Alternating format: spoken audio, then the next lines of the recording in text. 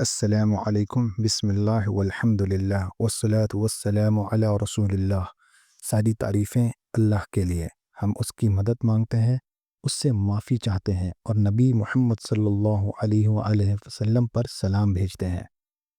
یہ کہانی بھی ایک حقیقی کہانی ہے جو شیخ نے بیان کی۔ شیخ احمد ایک ایجپشن امام اور دائی ہیں جن کا بہت زیادہ تعلق نوجوانوں اور جوان لوگوں کے ساتھ ہے۔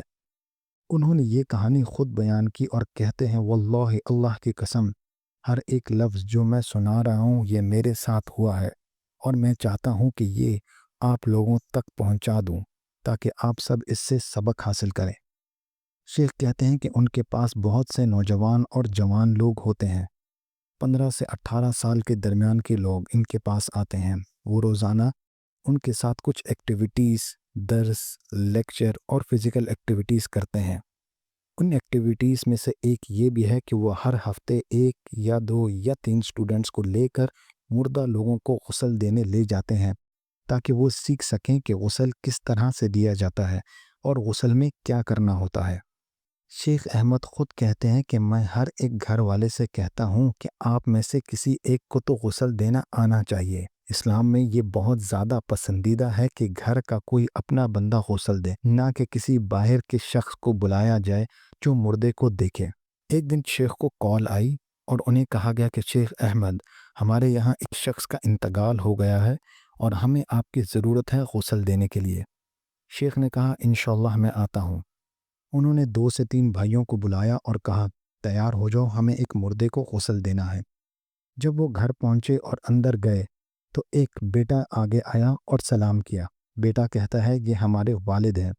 شیخ نے کہا، اللہ ان پر رحمت کرے، کہاں ہیں؟ بیٹا کہتا ہے، وہ کمرے میں ہے۔ جب وہ کمرے میں جانے لگے تو شیخ کو ایک عجیب سی سمیل آئی، جیسے سگریٹس کی سمیل ہو، لیکن یہ بس سگریٹ کی سمیل نہیں تھی، یہ وہ سمیل تھی جو سگریٹ کو لمبی دیر تک رکھنے پر ہوتی تھی، جب راکھ اور سگریٹ کا پرانا دھواں ایک جگہ جمع ہو جائے۔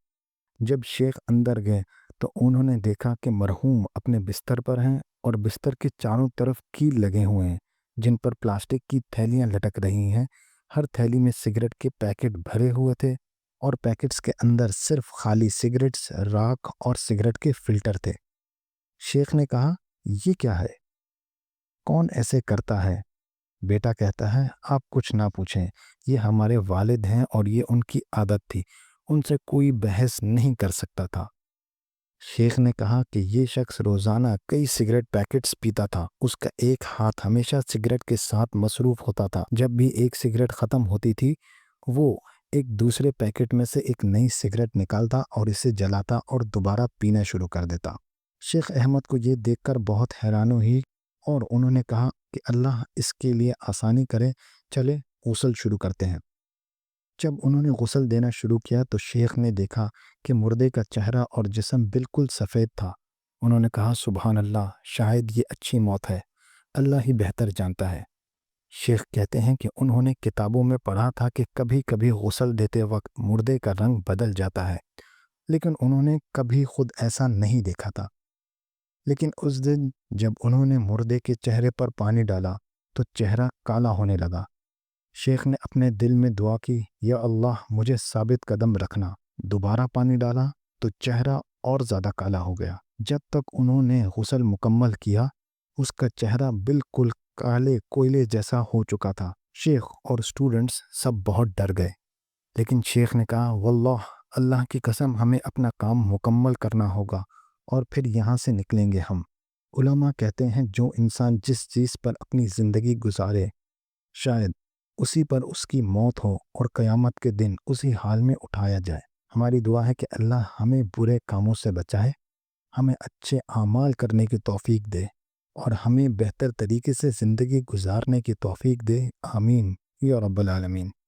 انشاءاللہ اگلے ایپیسوڈ میں ایک نئی کہانی کے ساتھ ملاقات ہوگی۔